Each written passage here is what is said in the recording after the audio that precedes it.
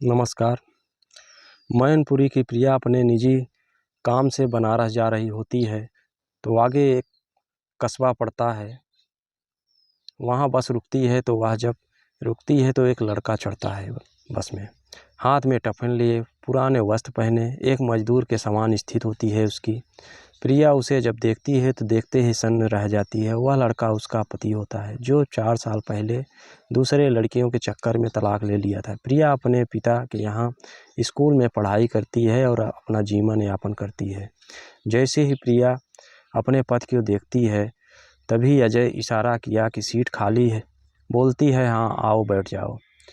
अजय प्रिया को देखता है और सिर नीचे करके बैठ जाता है। प्रिया पूछती है, कहाँ जा रहे हो ये टिफ़िन लेकर?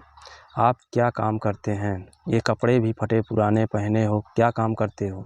अजय एकदम भावुक सा हो जाता है। कुछ देर बाद प्रिया पुनः पूछती है, आपको क्या दिक्कत है?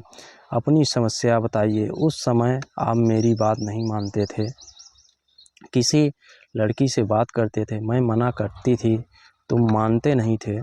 कुछ कहते थे तो दारू पीकर खूब सारा ड्रामा करते थे।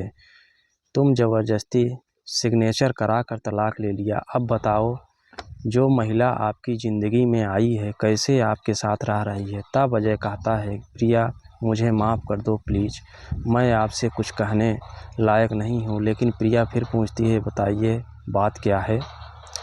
तब अजय बताता है कि जिससे मैं विवाह किया था वह बहुत दुष्ट प्रकृति की थी। मेरे माता पिता को जहर देकर मार दिया। उसके शान शौकत की बहुत शान शौकत थी। मैं एक कारखाने में काम करता हूँ। जब मैं घर पे नहीं होता हूँ तो वह बाहर के लड़कों को बुलाती थी और पार्टियाँ करती थी। एक दिन मुझे मरवाने का भी प्लान बना चुकी थी। वो तो किस्मत अच्छी थी कि मैं बच गया। घर में जो जेवर पैसे थे सब लेकर भाग गई। अजय बताता है कि उसके चक्कर में बर्बाद हो गया हूँ। मकान बिक गया है, ज़मीन बिक गई है, एक मकान गिरवी रखा है। अजय कहता है, अब मेरे पास कुछ नहीं है, खुद कमाता हूँ, खुद खाता हूँ। प्रिया पूछती है, और विवाह की इच्छा है?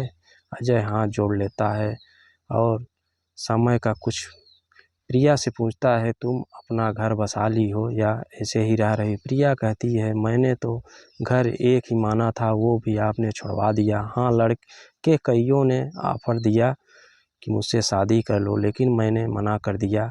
अब अजय फवक फवक कर रोने लगता है।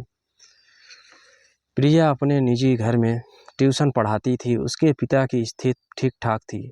वह अजय की स्थिति देखकर अजय को 1000 रुपये देती है।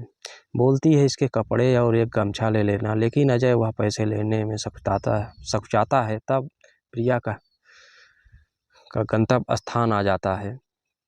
उसको रहम आ जाता है कि जैसा भी हो, था तो मेरा पहले पति ही। वह सोचती है अब वह यह बर्बाद हो चुका है, अब यह पश्चाताप कर रहा है। अजय माफ़ी मांगता है, फिर दोनों घूमने जाते हैं, साथ में कुछ समय बिताते हैं, फ़ोटो वोटो खींचते हैं। शाम होने को आती है। प्रिया कहती है, मैं घर जाऊंगी, तुम कुछ कहना हो तो बताओ। अच्छा, तुम कहाँ जाओगे? अजय कहता है, कुछ कहने लायक नहीं हूँ, पर तुम चाहो तो मेरा घर बसा सकती हो, अब आपके हाथ में है। यह कहकर अजय फूट फूट कर रोने लगता है। यह देखकर प्रिया को तरस आ जाता है। प्रिया कहती है, तुम्हारे लिए मेरा गेट पहले भी खुला था, आज भी खुला है, लेकिन आप दारू नहीं पिएंगे, बड़ों की बात मानेंगे।